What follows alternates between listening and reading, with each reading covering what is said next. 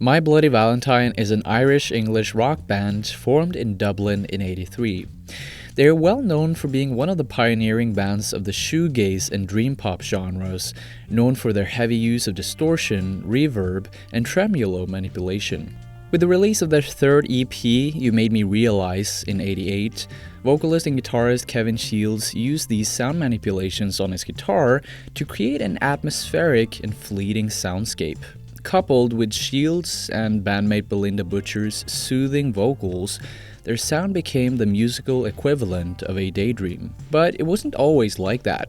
Before they released You Made Me Realize, and not to mention Loveless and their newer work, the still growing band took their inspiration from post-punk bands like Joy Division and the Cramps, amongst others, offering a sound that was similar to their contemporaries. But since they lacked a sense of identity, they were often panned by critics and received little attention to begin with. But from that place, they eventually became one of the most influential bands of all time. Let's take a closer look. In January of 1985, the band released their debut mini-album, This Is Your Bloody Valentine. On this album, fans have noted a similarity to The Doors, Iggy Pop, Joy Division, Misfits, and many others. There's a bit of rockabilly and surf rock and punk in here, but generally it's regarded as a post-punk effort.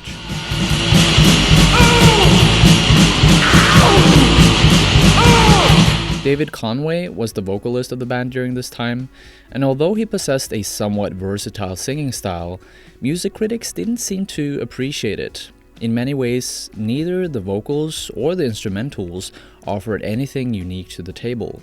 AllMusic writer Stephen Thomas Erlewine called the album an unfocused and derivative collection of post-punk goth rock. Now, in December of '85, they released their first EP called Geek. This was more or less the same style of music that they had released on their mini-album, but with the exception of more noisy and crunchy guitar sounds.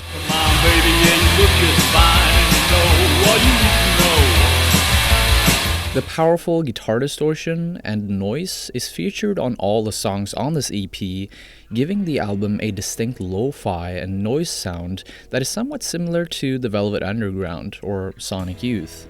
The change of sound that they made on this EP is a testament to the fact that they were still growing and trying to find their own sound. Now, in the second half of '86, the band released their second EP, simply named The New Record by My Bloody Valentine. Here, they kept the noisy guitar sound, but mixed it with jangly melodies and poppy structures. Vocalist David Conway also settled for a more clean and concise singing style that brought the band to the border of pop, post-hardcore, and noise. Whenever I am near you, whenever I get close. Ecstasy was the band's second mini-album and was released in November of '87.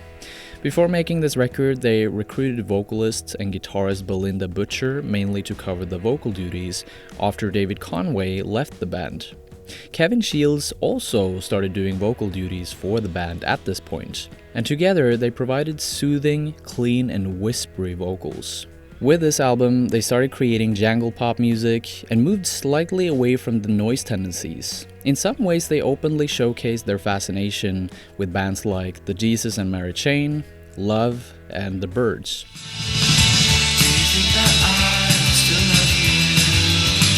While creating the material, they didn't have a plan or goal of what they wanted to end up with, something that gave them space to experiment with the studio equipment.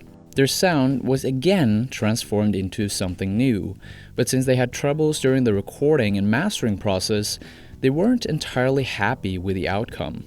At some point, they also ran out of money, which made the mini-album somewhat half-finished. It still managed to give them more acclaim than any of their previous records, though. Ride the waves goodbye.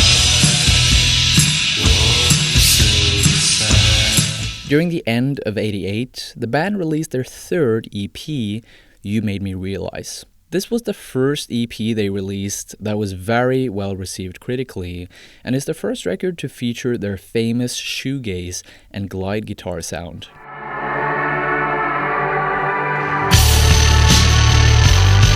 That same year, they also released their debut full-length album, Isn't Anything, which further solidified their movement into their newly invented style. This style became widely known as shoegaze after music journalists ridiculed the stage presence of some of the late 80s bands in the UK. The guitarists and bassists of these bands would often stand in a static position on stage with their eyes glued to their effect pedals, aka shoegazing. Softness, no but warm inside, penetrate, you cannot hide. During the 2-week period where the band recorded this album, they only got around 2 hours of sleep per day, something that contributed to the hazy nature of the album's sound. Bilinda Butcher commented on this by saying, "I'm usually trying to remember what I've been dreaming about when I'm singing." Now, it's impossible not to mention Shield's unique guitar work and My Bloody Valentine in one sentence. As mentioned before, Shields developed a playing style known as glide guitar. It was something he came up with when he made the song Thorn for the You Made Me Realize EP.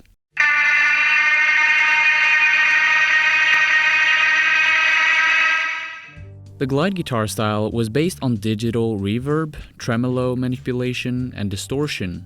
Let's go through each of these to further understand the sound. Reverb, short for reverberation, exists equally in the real world as in music production. If you imagine hearing your own footsteps as you walk through a cathedral, and then the sound of your footsteps walking through your home, you'll hear two very different sounds. Reverberation is basically the additional sound you get as the vibrations collide with walls, interior objects, and different forms of matter, giving you a distinct type of echo. Echo that is reflected repeatedly over and over. Because of the amount of reverb used here, the guitar almost doesn't sound like a guitar anymore. It's almost like a wave of pure sound.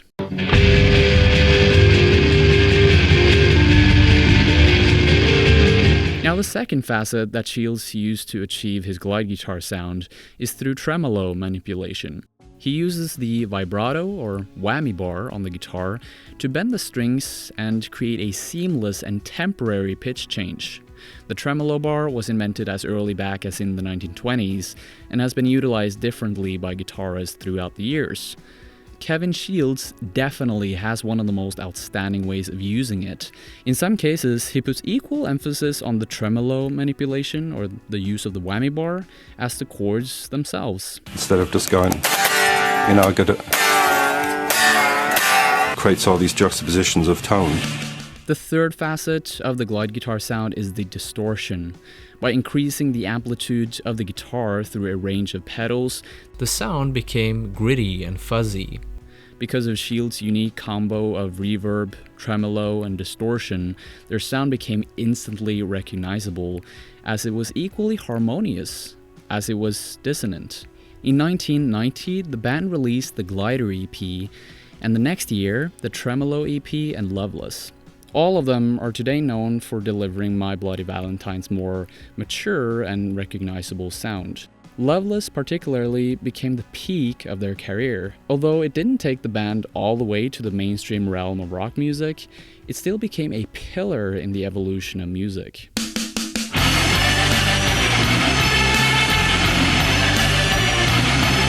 Kevin Shields' guitar sound was also heavily influenced by his alternate tunings. In a video interview with Fender, you can see that he's got labels on his guitar cases with the names of songs written on them. In many cases, he only uses one guitar per song so that he never has to retune the guitar. Whether this is better for his artistic endeavors or just a bad economic habit is hard to tell, but it sure makes him more unique as an artist. Because of difficulties with the studio that they wanted to build and the band simply breaking apart in '93, the band wasn't very active until 2008. At that point, they started touring again and playing at festivals around the world. But it wasn't until 2013 that they would release another album though. During that year, they put out MBV.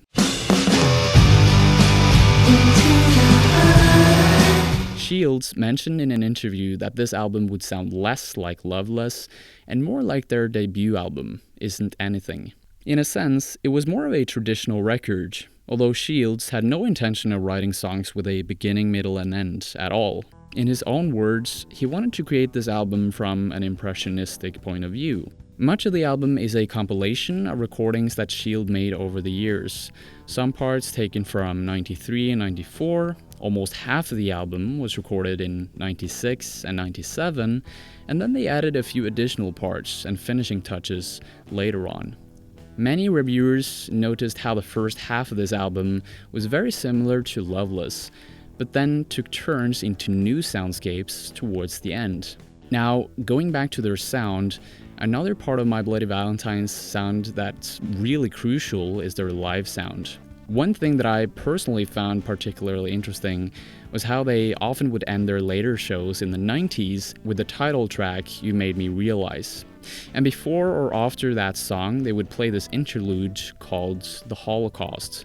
It was basically a wall of guitar noise, feedback, and never-ending madness that would last up to half an hour and played at a volume that sometimes reached 130 decibel. Shields described this sonic live experiment as sensory deprivation, something that would get people high. That whole volume extreme thing, at a certain point, your brainwave changes to more than 7 hertz, and that basically creates a trance state. The first time we did it, we just did it for an hour. At the end of the hour, we were laughing hysterically. We were like little kids. We were just high, and so we wanted people to experience that. I think we can all agree that My Bloody Valentine came from humble roots. Through many of their initial releases, they struggled to find a sound of their own, but gradually turned into something unique and immediate for every single release. Shields' glide guitar sound was definitely one of the number one factors that separated them from the rest of the pack. But I think Bilinda Butcher, Debbie Googe, and Colm O'Keoseg deserve mentions as well for providing tons of creative support and fleshing out the sound of the band. Personally, I really love Debbie and Colm's almost mechanic backdrop to the fleeting sounds of their newer records. And if I'd had to recommend anything from their catalog, it would be their 3 full-length albums. So yeah, check that out. If you don't, you're definitely missing out. Thank you so much for watching, guys. I just want to mention at the end here that I've made this Discord server.